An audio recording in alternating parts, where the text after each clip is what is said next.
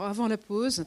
Oriane Graciano, qui nous vient également de Robert Debré, qui est orthophoniste, va nous parler des particularités de la communication avec les patients autistes. À toi.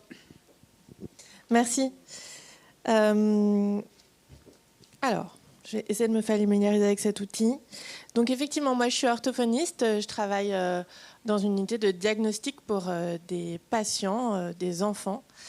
Donc j'ai parfois un petit biais pédiatrique, mais évidemment je pense à toutes les personnes autistes, les enfants, les adolescents et les adultes. L'idée de cette présentation, c'est de reprendre un peu brièvement, parce que ça a déjà été évoqué, effectivement les particularités dans la communication qu'on peut retrouver chez les personnes autistes, mais aussi de vous présenter quelques outils qui existent dans le domaine des soins, on va dire, pour améliorer cette communication, ou en tout cas permettre une communication efficace dans le cadre de soins. Donc, pour rappel, la communication, elle est centrale dans le diagnostic des troubles de l'autisme. Dans le DSM-5, on parle d'un déficit persistant de la communication et des interactions sociales qu'on observe dans des contextes variés. Et dans la CIM-10, on parle aussi d'altération qualitative de la communication dans plusieurs domaines. La communication, c'est important de se rappeler que ce n'est pas la même chose que le langage et que c'est encore quelque chose de différent de la parole.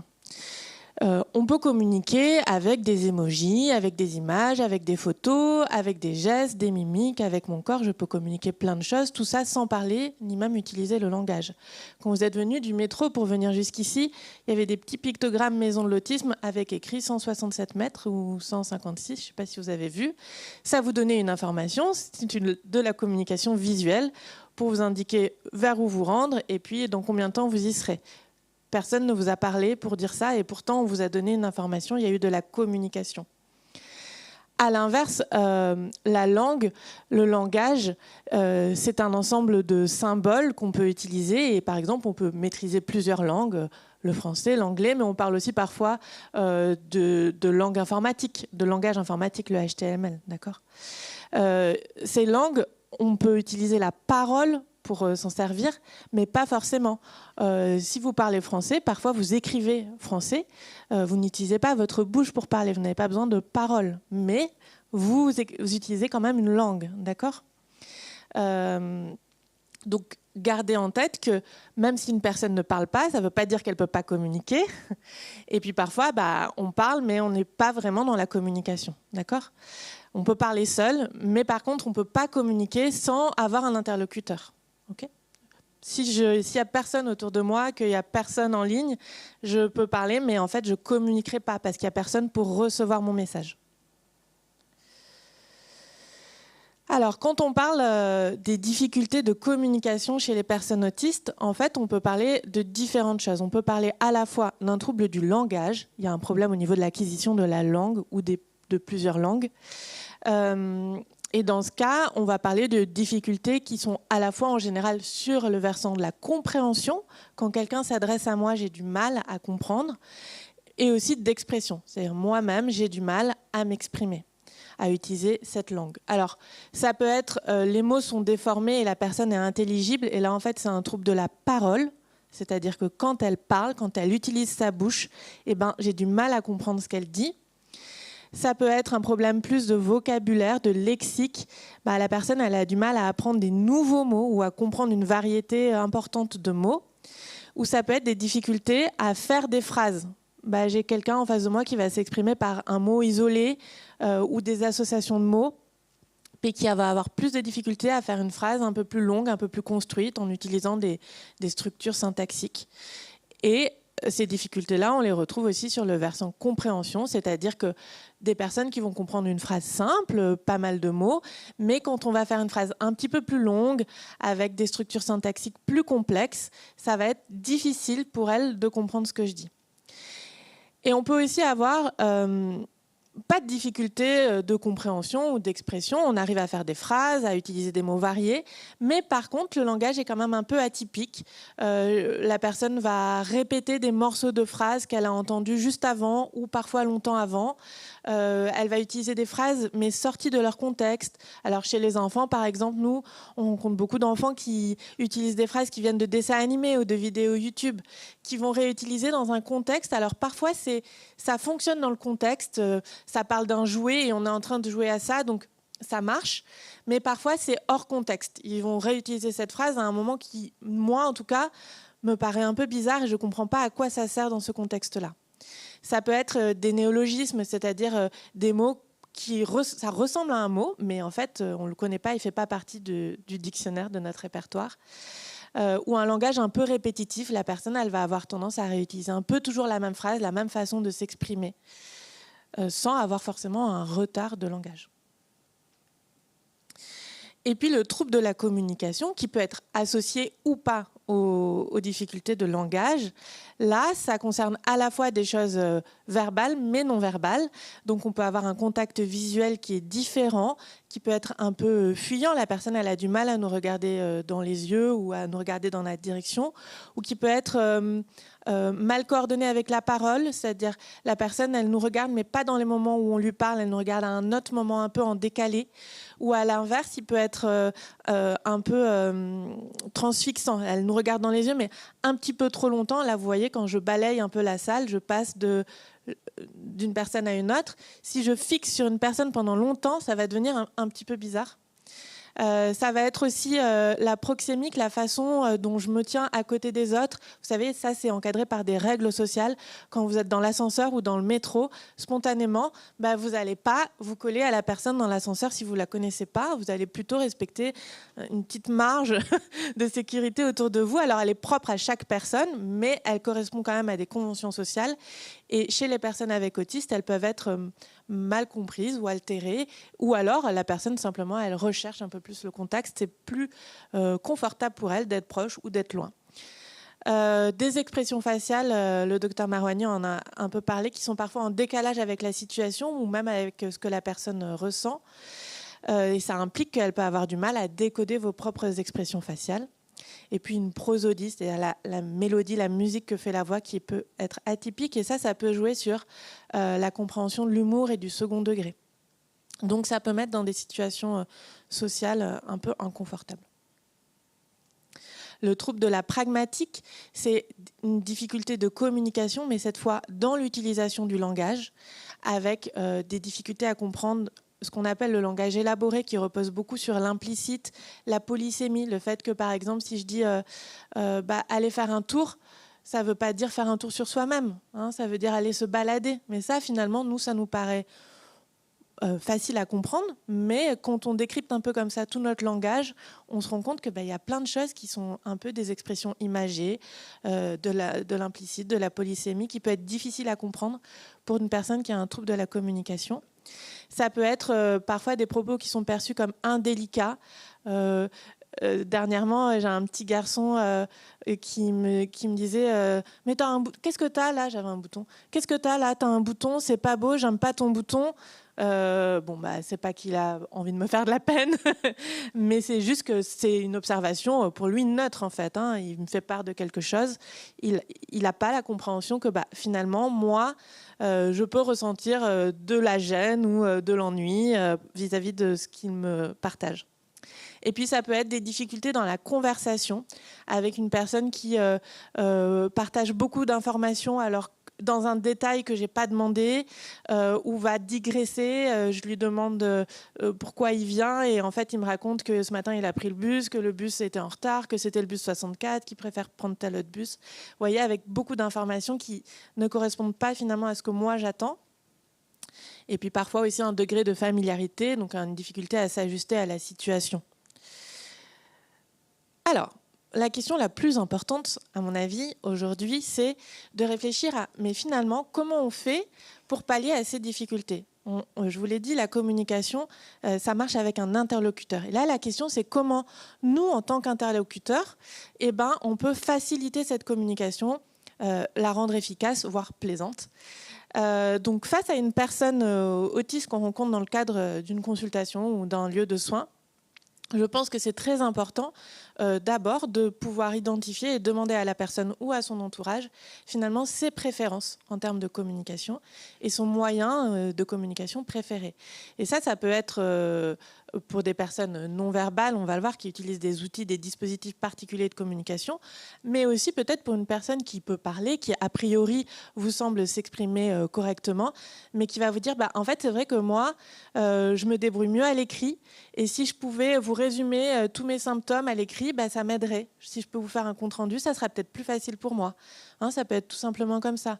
Ou alors la personne qui vous dit oui, moi en fait là je suis en face de vous mais ça me gêne, est-ce que je peux me mettre un peu sur le côté, ça sera plus facile finalement d'échanger.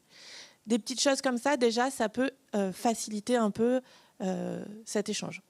Et puis ensuite, si la personne, alors on dit maintenant, avant on disait beaucoup de non-verbal, maintenant on dit plutôt non-oralisant, parce qu'on peut utiliser le langage sans parler.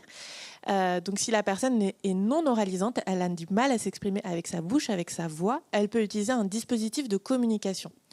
Alors, les dispositifs de communication, il y en a de plus en plus, ils sont variés. Ça peut être un petit classeur, ça c'est assez connu. Est-ce que je vais arriver à avoir le pointeur ? Oui. Donc ici, vous avez une petite bande de classeurs PEX. Donc c'est un petit classeur en plastique avec des petits pictogrammes comme ça plastifiés, scratchés, qu'on peut scratcher sur une bande qu'on appelle bande phrase. Et donc la personne peut aller chercher dans son classeur un pictogramme, le mettre sur la bande, vous tendre la bande. Et c'est vous qui pouvez lire ce qu'il y a écrit sur la bande et le dire d'ailleurs. Par exemple, alors là c'est une bande en anglais. Donc c'est « Je veux de l'aide ». Donc la personne demande de l'aide. Ça peut être des outils de synthèse vocale. Alors ça, c'est par exemple un outil pour une personne qui est verbale. Elle peut utiliser, elle est lectrice, scripteuse. Elle peut utiliser le langage écrit, mais par contre, elle a du mal à s'exprimer à nouveau avec sa voix. Elle peut écrire ce qu'elle veut dire, et puis l'outil le parle à sa place. Il y a une synthèse vocale qui parle pour elle. Ça peut être intéressant pour certaines personnes parce qu'elles peuvent préparer à l'avance ce qu'elles veulent dire, et donc ça peut enlever un peu de stress. On sait que, enfin moi je ne suis pas une personne autiste, je ne suis pas une personne autiste, et pourtant quand je vais en consultation, parfois je ne sais plus ce que je veux dire, je bafouille, je suis stressée, j'ai du mal à partager des informations de manière efficace, alors que je n'ai pas de trouble de la communication. Donc ça peut être un outil intéressant. Et le dernier, c'est un peu la même chose, sauf que cette fois c'est sur image pour des personnes qui ne saurait pas lire ni écrire, ou pas encore tout à fait de manière efficace. Et donc, elle a un outil comme ça avec pas mal d'images et de vocabulaire de base. Elle peut appuyer sur l'image et ça crée un message aussi sonore que la tablette peut dire à sa place. Pourquoi c'est important d'avoir un peu en tête que ces dispositifs de communication, ils existent ? Parce que j'espère que vous allez avoir vous allez rencontrer de plus en plus de personnes qui sont équipées et qui savent se servir de leurs outils. Et donc c'est important que vous pensiez à leur faciliter l'accès à cet outil en toutes circonstances pour qu'elles puissent vous partager des informations. Et puis vous pouvez pour le dernier outil, par exemple, vous pouvez très bien, vous aussi, utiliser cet outil pour vous adresser à la personne.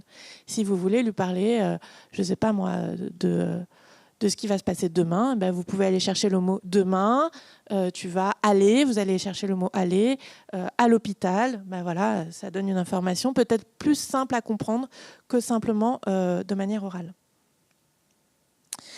C'est important de privilégier la multimodalité. N'hésitez pas à utiliser plein de moyens de communication différents. Continuez à parler, montrer des images, mimer, écrivez. C'est ça qui va faire qu'il y a quelque chose qui va faciliter la communication au moment. Et puis, c'est important, dans votre façon de vous exprimer, de penser à utiliser des mots simples. Et ça, en vrai, ça s'adresse à tous les soignants pour tous les patients. On jargonne beaucoup en médecine.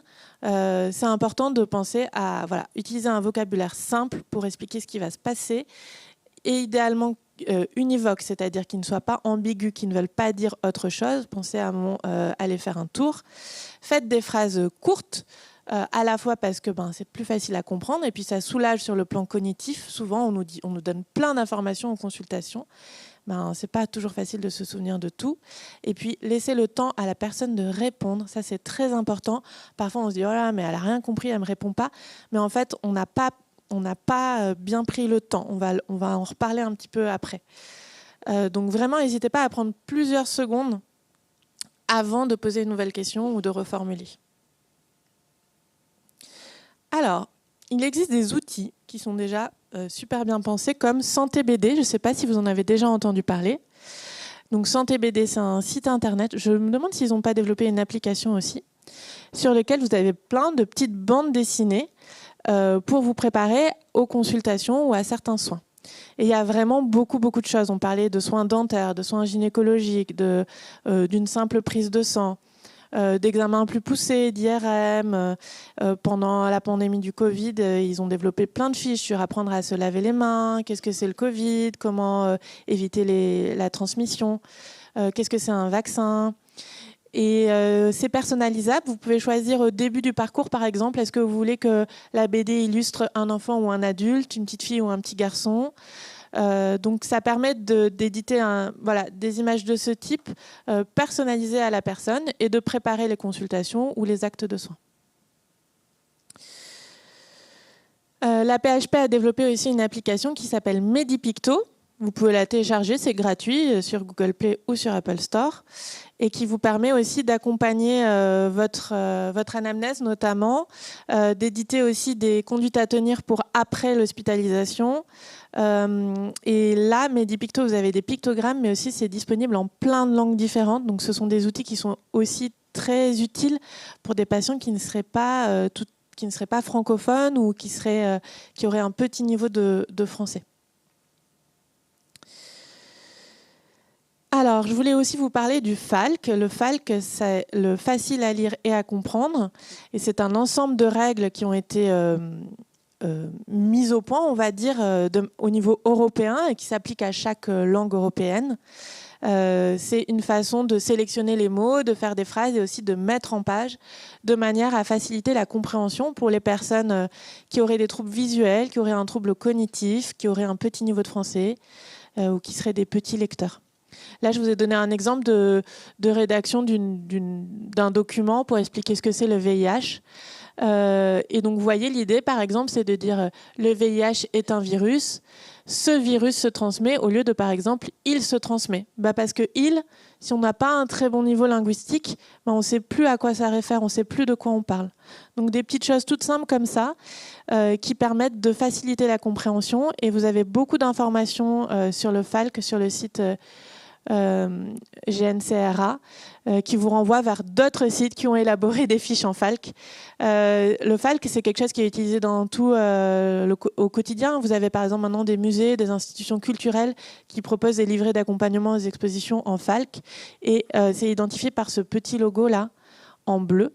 Quand vous voyez un document avec ce logo, c'est qu'il a été élaboré en FALC. Et la particularité du FALC, c'est que tous les documents élaborés en FALC, ils ont été validés par des personnes concernées. C'est-à-dire qu'avant d'éditer la fiche, c'est relu par des personnes qui ont une déficience intellectuelle et qui peuvent dire « non, moi là, j'ai toujours pas compris » ou « oui, j'ai compris » ou « il faudrait plutôt faire comme ça ».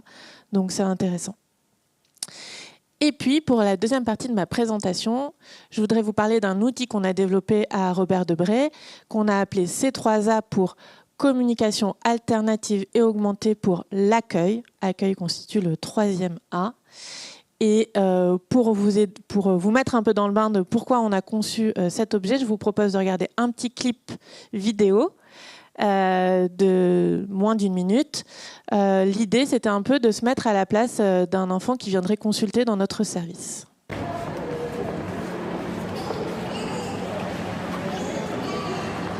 En prenant compte des difficultés sensorielles notamment.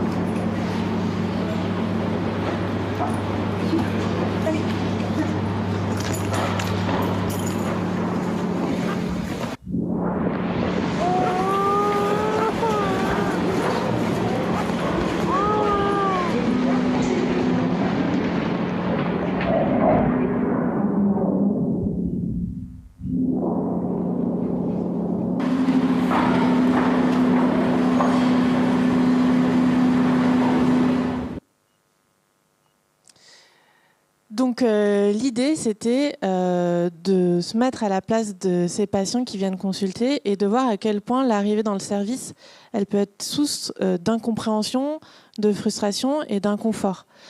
Beaucoup de stimulation sensorielle à la lumière de l'hôpital, des moments où on passe dans l'obscurité, on descend des escaliers, on remonte un ascenseur. Il n'y a eu aucune exagération, c'est vraiment le parcours des patients.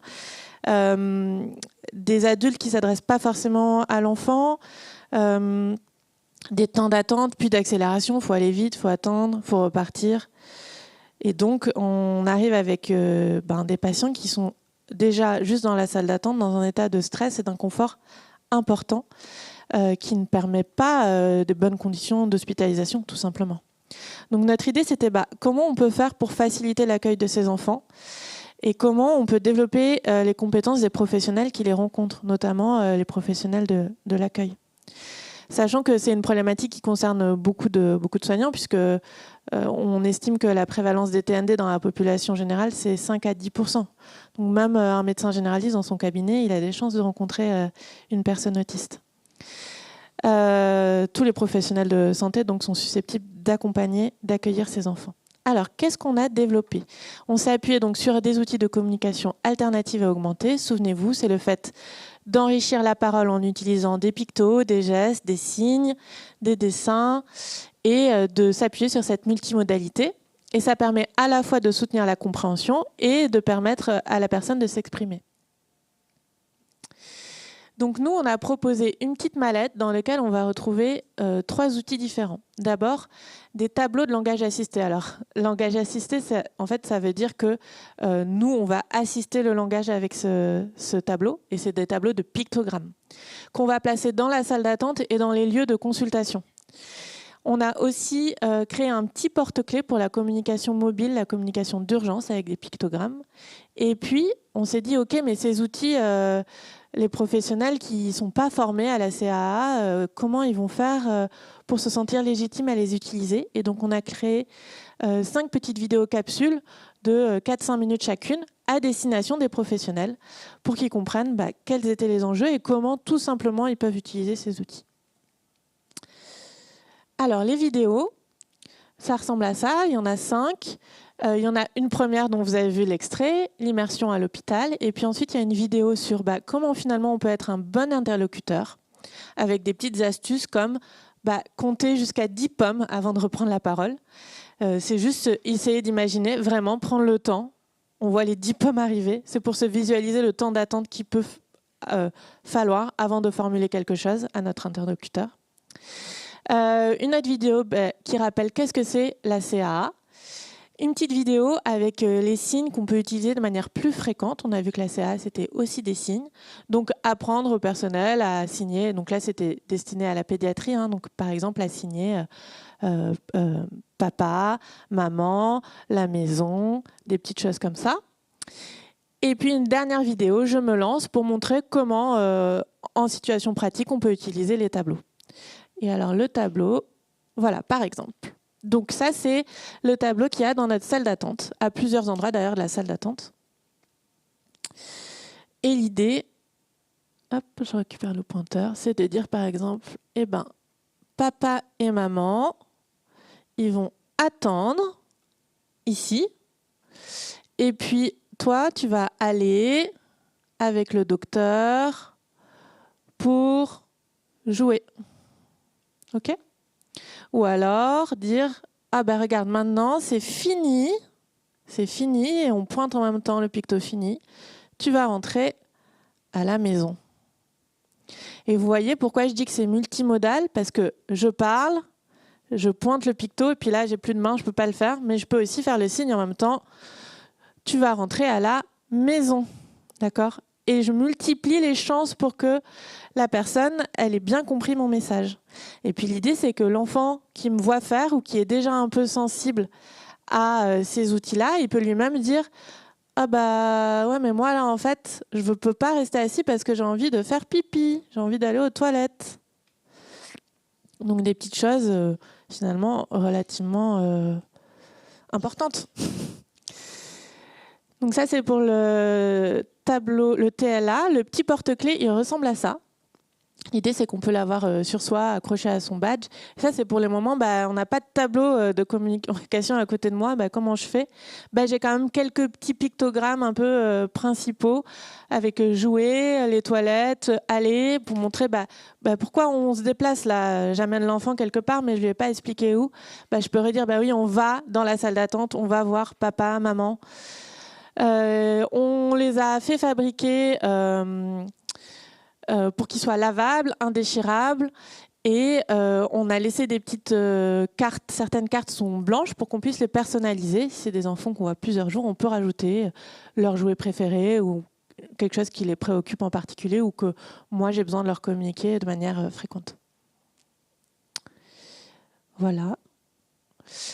Et donc, cette mallette... je suis allée très vite. Cette mallette, elle a été financée en partie par le Fonds d'après et aussi par la filière déficience qui s'occupe de sa diffusion.